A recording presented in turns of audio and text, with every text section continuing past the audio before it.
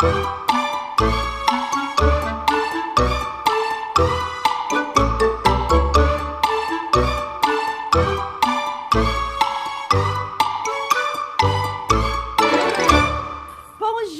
mes amis. Hello to all my friends.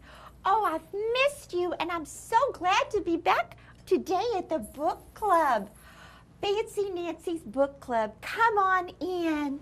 I have been reading, and I hope you have too, while you've been having fun and doing lots of other things. You know, speaking of fun, aren't things that we do a lot more fun when we do them with friends? Friends are just everything. If I didn't have Bree, oh, I don't know what I would do. It would be so lonely without her. You know, she's my best friend, but I have lots of other friends too, and I hope you do too. I have several books today about friendship, and that is the fancy word that speaks of having friends and acting friendly. I hope you can help some of these characters out.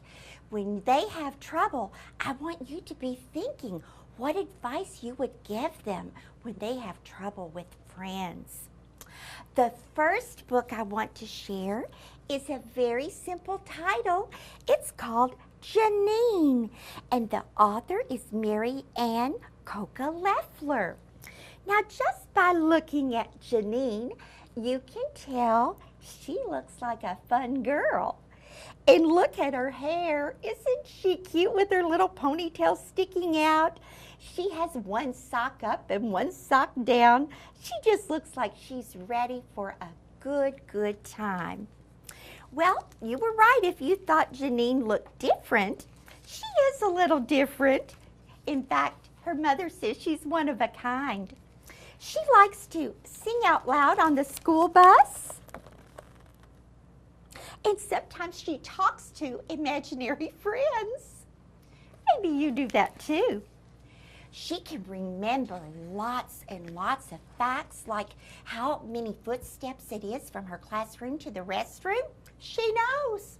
And sometimes during playtime, guess what she does? She reads the dictionary for fun. She loves big words too. Oh, Jeanine and I would get along very well. And sometimes she listens when she looks like she isn't.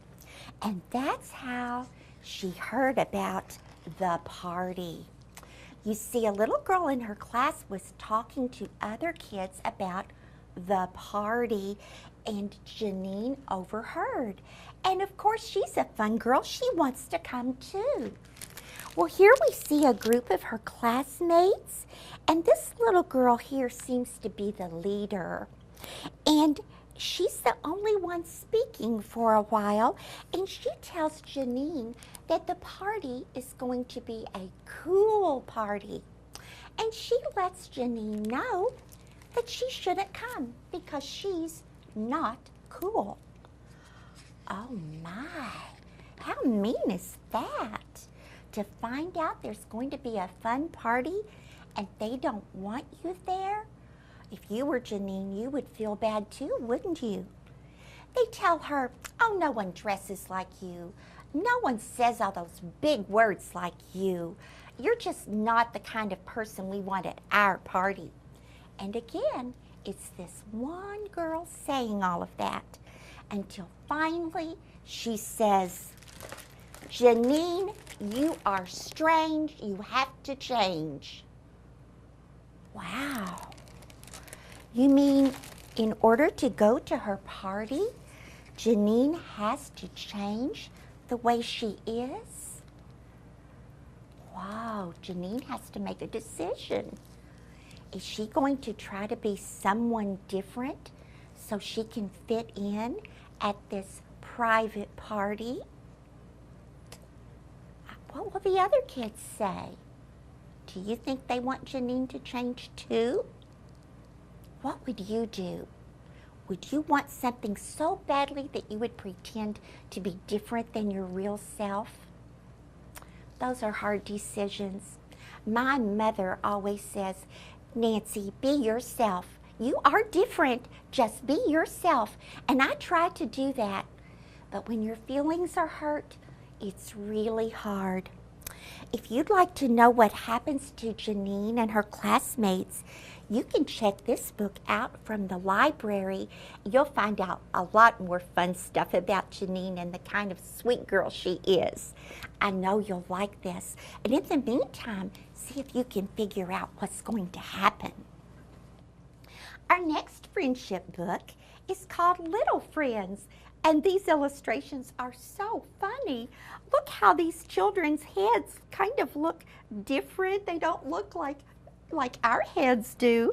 The illustrator made them look very funny, kind of like they are a caricature.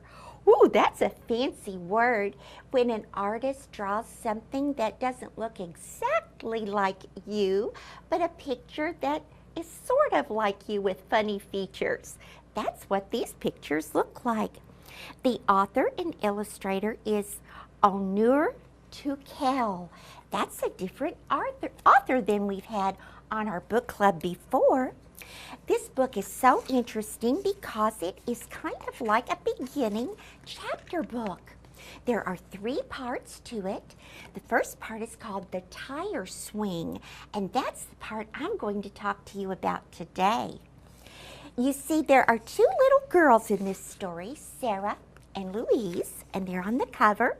And then there's this little boy called Barry. Sarah and Louise are really good friends.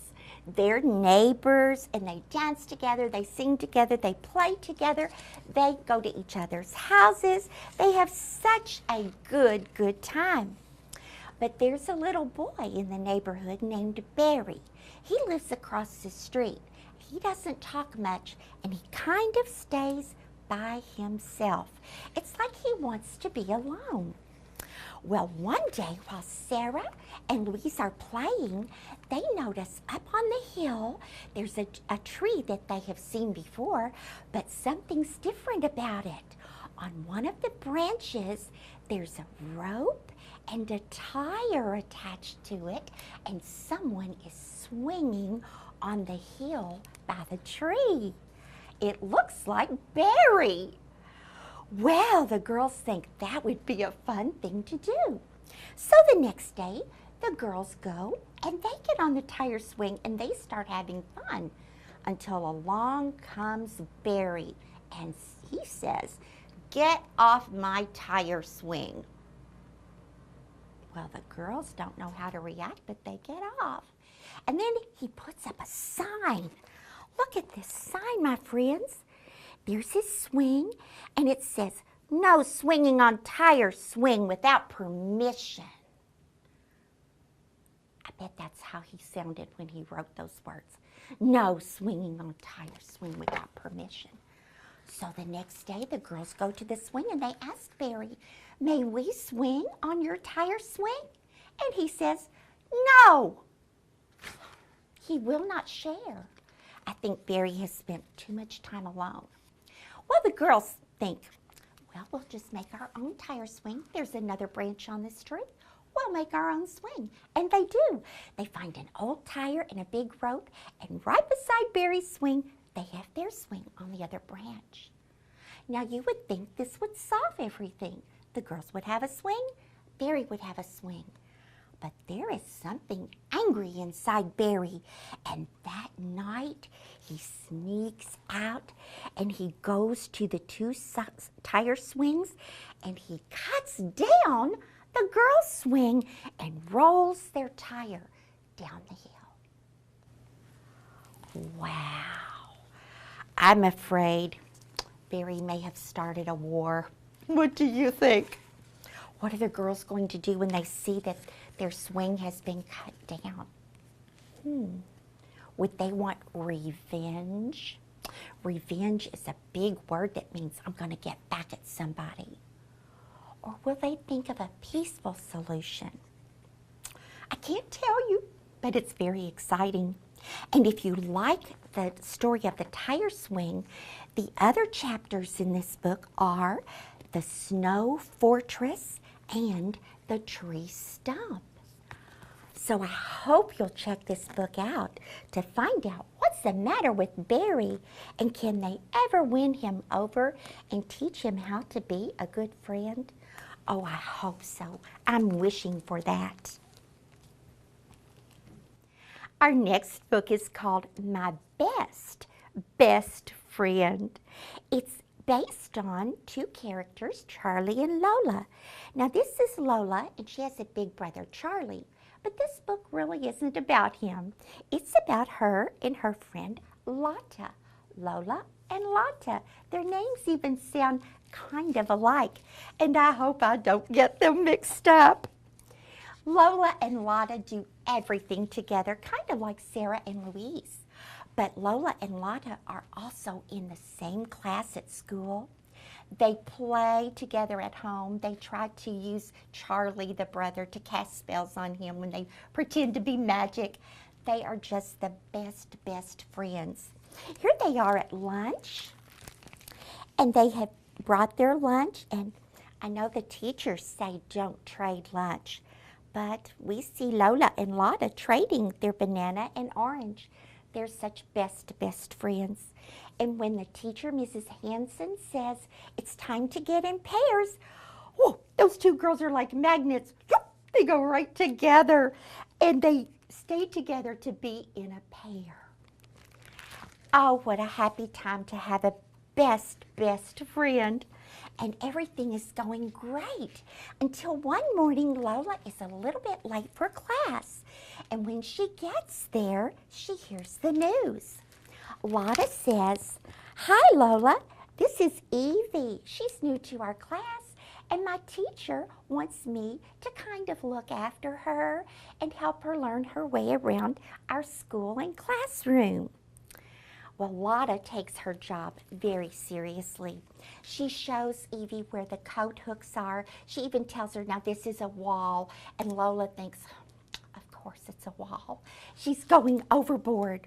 But even then, Lola's pretty much okay with it until the day that Lotta and Evie trade food at lunch. And then when it's time for pairs, Lotta and Evie pair up. Lola is feeling very left out. And I want to show you how the illustrator shows us her feelings.